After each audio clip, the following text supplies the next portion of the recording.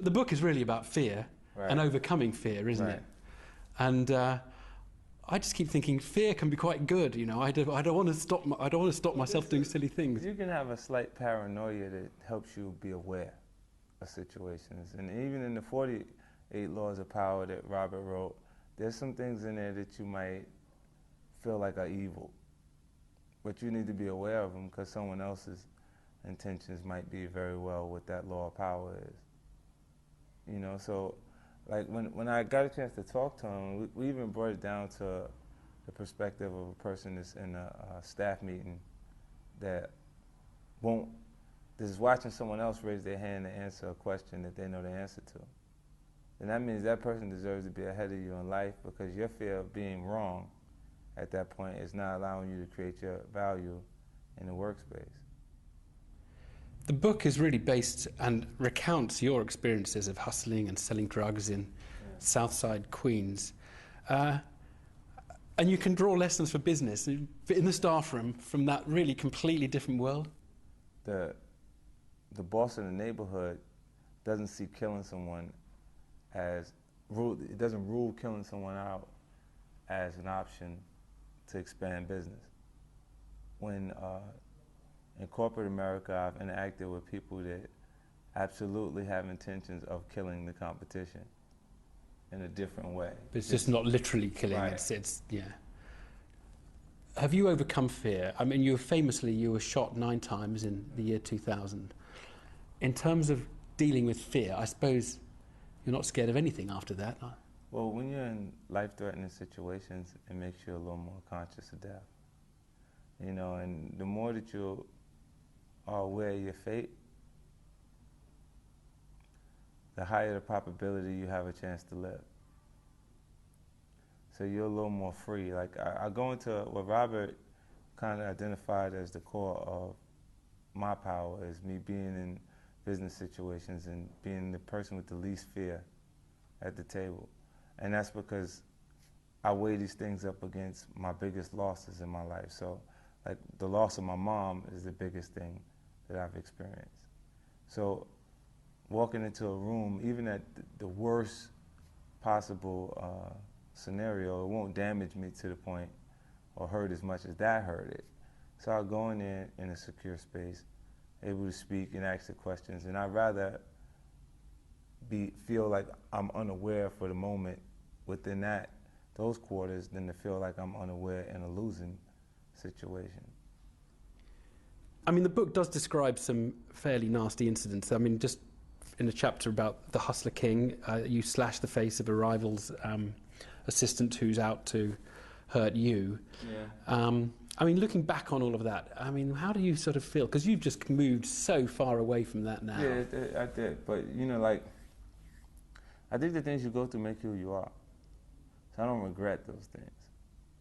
I don't regret them because I don't think I'd be who I am today if I wasn't exposed to those situations. If you ask me, those are unfortunate situations that I've had to experience. And if I had a choice, I would have definitely went in a different direction. I might have wanted to go to school for business instead of having to go through this portion of my life. But tough lesson, yeah. Yeah, but under those circumstances, when you're in an environment where you meet aggression with aggression, or you're deemed weak, and the weak becomes the prey, you gotta kind of back people off of you at different points. And it really felt like that in that. Literally. Yeah. And when you're willing to go as far as further than the other guy, you always prevail. You always end up on top. It's like the kid in the schoolyard that doesn't want to fight always leaves with a black eye, because as soon as the other kid identifies he doesn't want to fight, he hits him. But this is back to the negative view of human beings. Yeah, like I mean, I never wanted to fight, but kids.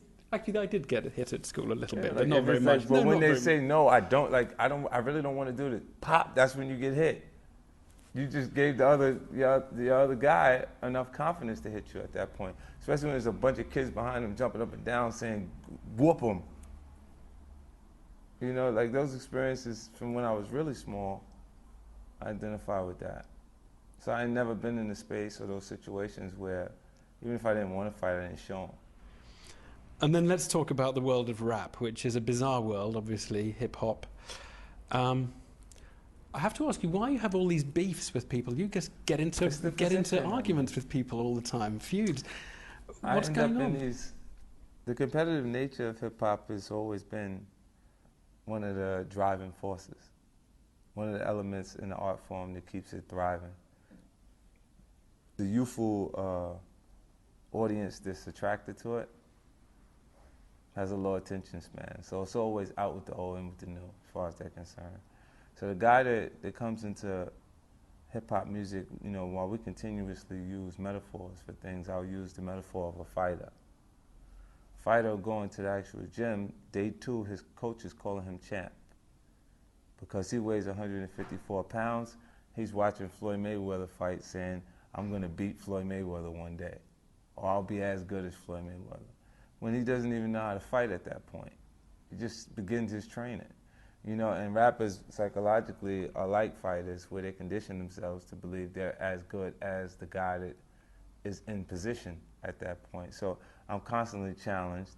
They come prematurely and I damage their careers, because when you compete with an artist that has a higher consistency than you, they match you up against that artist, the public, and then you just dwindle away. But I'm in more fused than the average artist because I'm more vocal, I generate more interest, and I'm obviously in a space that they'd actually like to be in.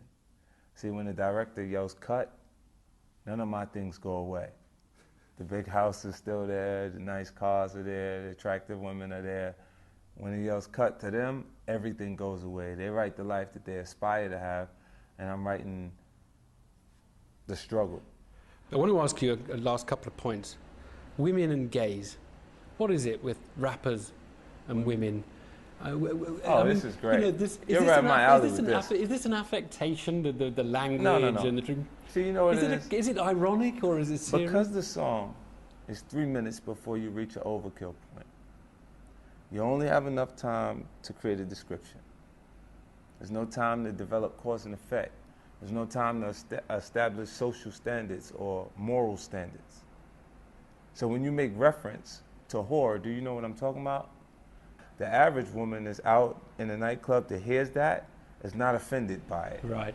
Because morally she knows that's not me he's talking about. Right. And they can tell. The Right. people who listen can Exactly. tell the difference. And if you look at female consumers of hip-hop music, while these things are there, they don't have an issue with it. They don't have an issue. I see. So it's people who just dip in and listen to 2 words Right. again. So now, if you say gays, right. Well, the and gays hip-hop was the music. other one, because you just, not you personally, but the world of rap seems obsessed with it. You know what it is? It just seems to be this obsession. So it's the way rappers insult each other, the way Rick Ross insults you as producers of video.